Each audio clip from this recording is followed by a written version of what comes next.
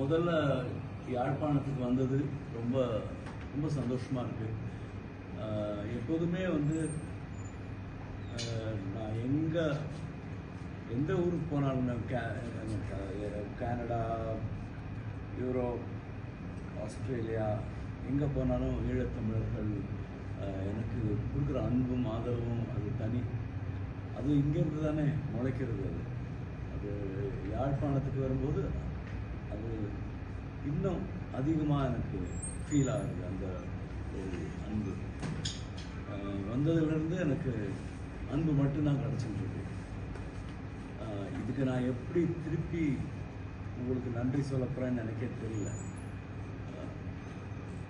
இந்த நிகழ்ச்சியை பொறுத்த அளவுக்கு இது வந்து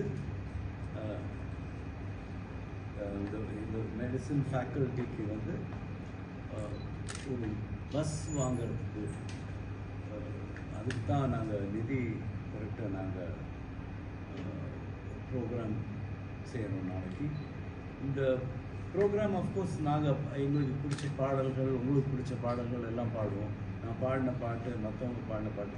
ஷர்மியா இருக்கா என்னோட பொண்ணு, அப்புறம் அக்ஷயா, ஜீவன், சரிகமபாலர் ரெண்டு பேரும், அப்புறம் நம்ம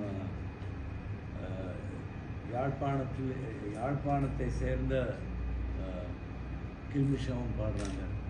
ஸோ என்னோட பேண்டு வந்திருக்கு, ரொம்ப நல்ல மியூசிஷியன்ஸ். ஸோ நாளைக்கு ரொம்ப நல்ல ஒரு இசை நிகழ்ச்சி நடக்க போகிறது. ஆனால் அதெல்லாம் தாண்டி